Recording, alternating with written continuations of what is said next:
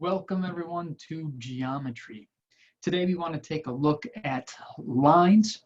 So this is part of section 2, lines and angles. We're going to split it up into 2 videos. So first, let's talk about lines. Right here. So this is lines and angles, section 2. So when we think of geometry, a lot of times we think of shapes, of course, squares, circles, hexagons, whatever. Certainly we think of angles. And our angles are created, right, where 2 lines meet and 2 lines meet at an angle, right? We sort of think of this thing, and well, what is a line? Okay, well, a line is a collection of points. So what we build things with, what we make our geometric items out of, are points. So everything is built from a collection of points. So that's our building block for geometry. From a collection of points, we can create a line. From a collection of lines, we can create shapes, that sort of thing. So, so points. What are points? Well, let's take a moment and come up with a couple of definitions for points. So for the first one, what I'd like you to do is I'd like you to create your own definition for a point. So here, a point is, let's have you fill this in with your own definition. So whatever you want to say a point is, say that here. Just pause the video and do that. Excellent. Hopefully you've taken time to pause the video and write down what you think the definition of a point is. I came up with my own definition of a point, and I'd like to share that with you. So what my definition that I came up with is that a point is a location in the plane indicated by a dot.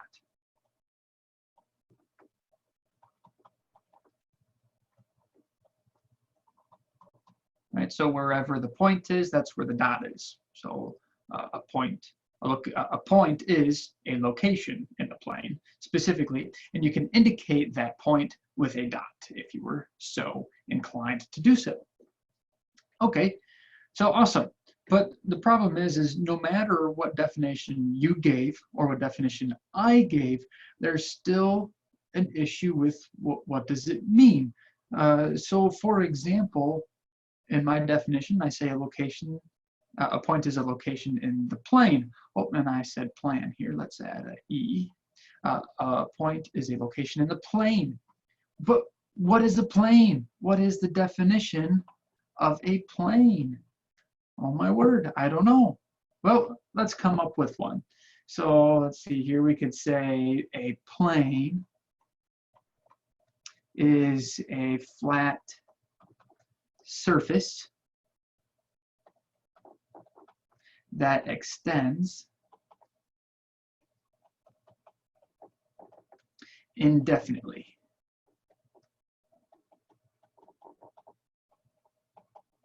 Excellent. So it goes on for forever and ever in every direction, but it's flat and it goes on forever. Right? Or a really funny definition that we could give. Well, we could say that it's a collection of points.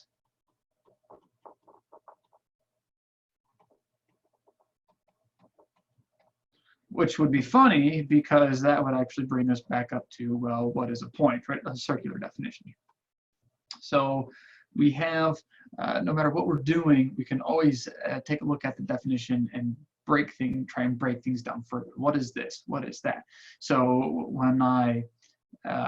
so in my definition here, a plane is a flat surface that extends indefinitely. I could say, well, what do you mean by surface? What is the definition of a surface?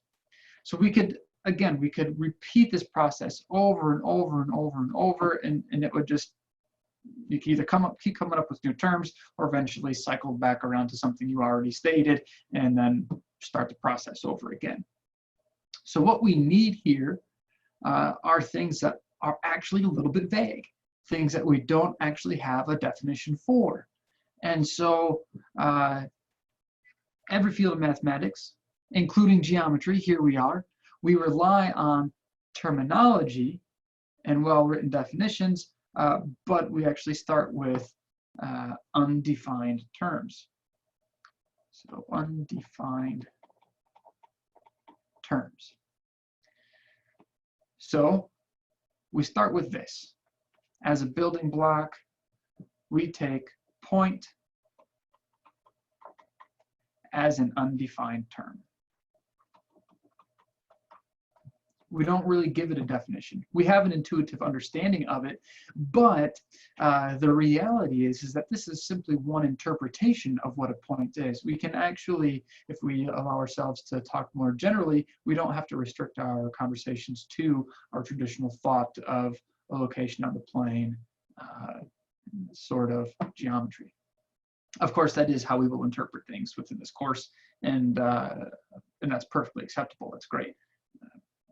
But we should understand that these are the building blocks, and that technically that's not actually what it is, right? They're undefined.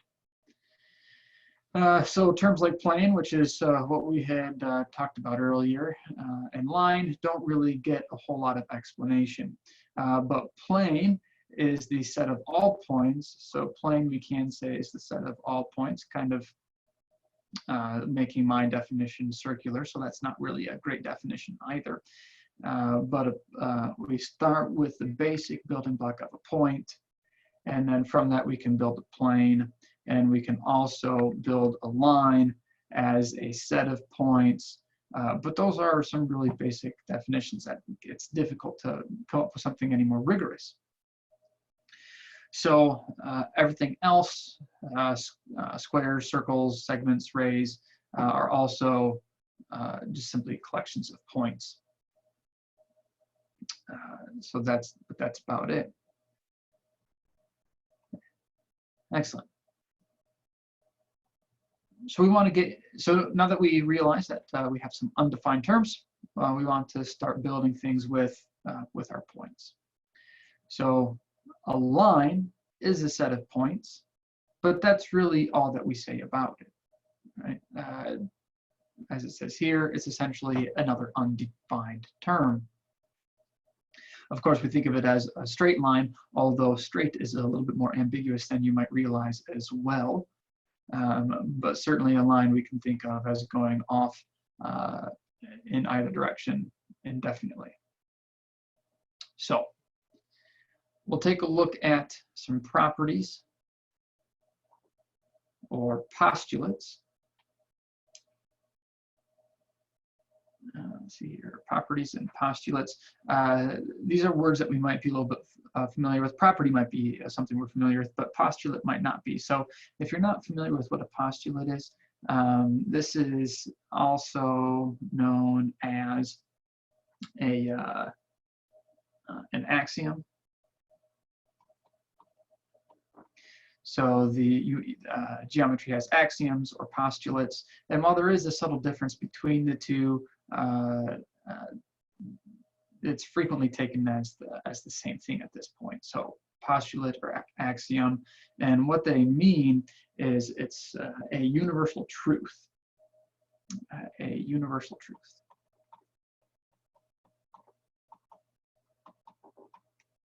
But what is a universal truth? Well, that's just something we assume or know to be true.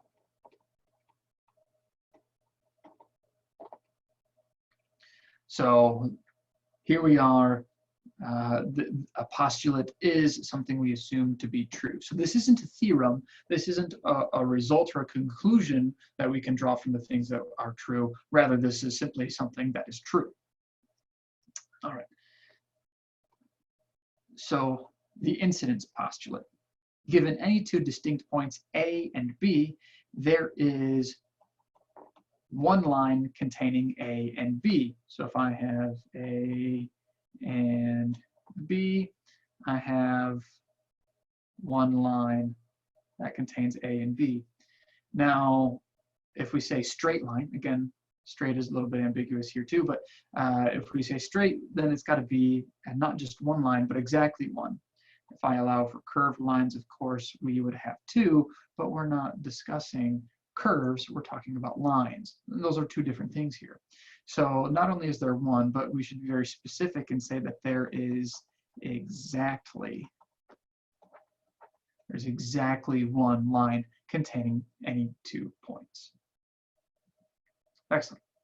So here's another way of describing that, right? Here's A and B, here's the line that's passing through them. So here, these diagrams essentially define for us some terms along with notations. A line passes through A and B and goes infinitely in both directions, right? Line, we're familiar with that, and that can be denoted by AB with a line over top that has both arrows, both arrowheads. So if we have, rather than a line, if we have a ray from A to B, then we would write AB with a line over top extending in the direction of the ray. So if the ray goes from A to B and then on, it would be AB with an arrow pointing to the right. If you happen to write BA, then you could write it in this way as well. Usually we will we'll try to write it as the point or the base of the ray, and then a second point that the ray passes through. And then of course we have line segments which do not extend beyond the points. So we have AB with a line over top, no arrows, indicating that the line or that the segment does not continue on, right? It's not a ray, it doesn't go off in one direction. It's not a line, it doesn't go off in both directions. Excellent. So we want to start developing more about this, of course. So another axiom, right? Here's axiom instead of postulate of geometry states that there is a positive number called the distance between any 2 points. So what is a distance? If you were to say if you were to give the definition of what distance is, not how to calculate distance, but give the definition of what distance is, what would you define that to be? And that suddenly becomes a little bit more difficult to say. Of course, if we know the coordinates of 2 points, we can calculate the distance between those 2 points, but that's not what we're discussing here. We're not talking about the Cartesian plane at all, right? We're not describing things by x comma y. We're just talking about points in a plane. All right. So distance is simply a number that can be assigned to any pair of points. So we have the notation for a line segment. And if we wanted to refer to the length of a line segment, we would write it in this way, just AB. So AB with a line over top refers to the line segment. That is a geometric figure, right? This line segment from A to B is a geometric figure. The distance between those 2 points, or the distance assigned to that segment, is a number. So we have a geometric figure, AB with a line over top, that's this thing, and we have AB, which is just a number, right? The distance, or the length rather. All right, make sure that we're using, we want to make sure that we're using correct notation here. Segment versus distance. If 2 line segments have the same distance, okay, so this is a distance and it is equal to that distance. And if we have that the length of 2 line segments, or the distance between 2 points, is equal to the distance between 2 other points, then the line segments are congruent. So if the distance from A to B is the same as the distance from C to D, then the 2 line segments AB and CD are said to be congruent to one another. And we can denote that by AB with a line over top to say line segment is congruent to, we would want to say equal, but equal says 2 numbers are equal to one another. Congruence is just adding a tilde over top of the equal sign. So the line segment AB is congruent to the line segment CD. Excellent. So that is the idea of lines. Now what we're going to do is we're going to pause here and take a nice break, do whatever it is we need to do, and have ourselves a great day. So this is the end of our discussion on lines until we get past angles and angle measurement. But we're going to pause here and pick up in our next video at angles and angle measurement. So thank you for joining with me today, and I'll see you guys again soon.